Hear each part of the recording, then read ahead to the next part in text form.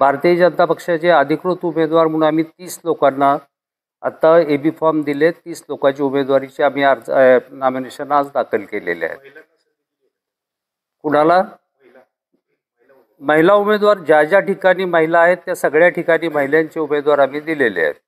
आणि त्यानंतर उरलेल्या ज्या 11 जागा आहेत त्या 11 जागा आम्ही काही लोकांना पुरस्कृत केलेला आहे.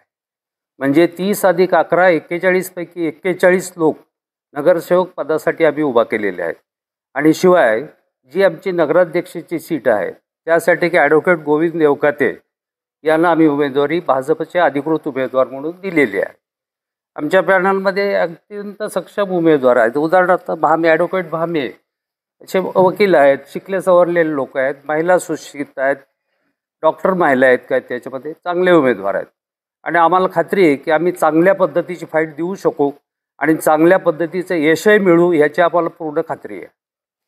आज खऱ्या अर्थाने बारामतीमध्ये एक भाजपचा सक्षम पॅनल उभा राहतोय. आमचे नेते आदरणीय बाळासाहेब तातेगावडे, अविनाश मोठे, पांडुरंग कचरे असतील, आकाश कांबळे आणि आमचे जिल्हाध्यक्ष शेखरजी वडणे या सगळ्यांच्या माध्यमातून आज आमचा भारतीय जनता पार्टी आणि अपक्ष पुरस्कृत लोकांना घेऊन आम्ही एक चांगलं पॅनल तयार करतोय. आणि तुम्ही जो प्रश्न विचारला की कशी लढाई होणार, तर धनशक्तीच्या विरुद्ध जनशक्ती. कारण की इथला व्यवस्था ही खऱ्या अर्थाने आज कुठंतरी इथल्या प्रस्थापित मंडळीला कंटाळलेली आहे. इथली व्यवस्था परिवर्तन करण्याच्या मूडमध्ये आहे. कारण की आपण अनेक वर्ष पाहिले ह्या देशामध्ये स्वातंत्र्य मिळवायच्या अगोदर आपण इंग्रजांची गुलामी स्वीकारली, त्याच्या अगोदर मुघलांची गुलामी होती, त्यानंतर आपण गेले 50 स्वातंत्र्यानंतर 50-55 वर्षे एकाच कुटुंबाच्या प्रभावाखाली काम करतोय. ते कुठंतरी इथल्या व्यवस्थेला परिवर्तन पाहिजे. आणि तुम्ही बघितलं त्यांच्या उमेदवाराची लिस्ट बघितली तर खऱ्या अर्थाने ते सुद्धा घराणेशाहीतूनच आलेले आहेत. त्यांच्याबद्दल कुठंतरी इथल्या जनतेचा राग आहे.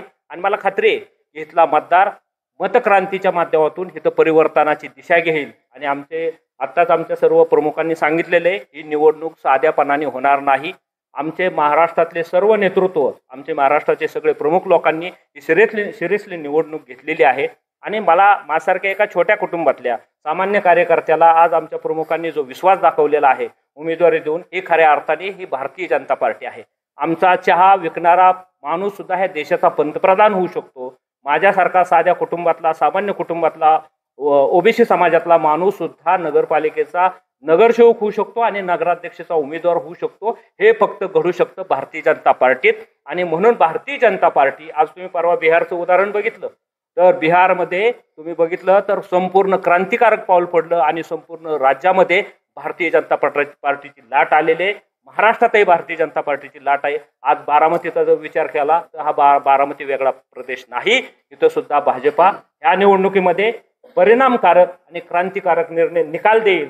कारण की आमचे, जसं तात्यांना सांगितलं, आमचे सगळे उमेदवार सुशिक्षित आणि अतिशय जाण असणारे, इथल्या व्यवस्थेशी मातीशी जुळलेले उमेदवार आहेत. आणि गेले अनेक वर्ष आम्ही विचार करतोय की कधीतरी ह्या बारामतीमध्ये परिवर्तन झालं पाहिजे आणि हे परिवर्तन होण्याच्या मार्गावर आहे. म्हणून मला एक उमेदवार म्हणून खात्री वाटते की पुढले 15 दिवस बारामतीमध्ये एक परिवर्तनाची लाट असेल आणि परिवर्तन होण्याच्या मार्गावर आहे. तुम्हाला मी सांगू शकतो की मागच्या 1 वर्षापूर्वी आपले इथले जे नेतृत्व आहे त्यांच्या पत्नी बारामती शहरामध्ये 21,000 मायनस होत्या. ही वस्तुस्थिती आहे. त्यामुळे बारामतीचा मतदार हा सजग, जागृत आणि परिवर्तनवादी आहे. त्यामुळे ही निवडणूक परिवर्तनाला दिशा देईल असं मला वाटतं.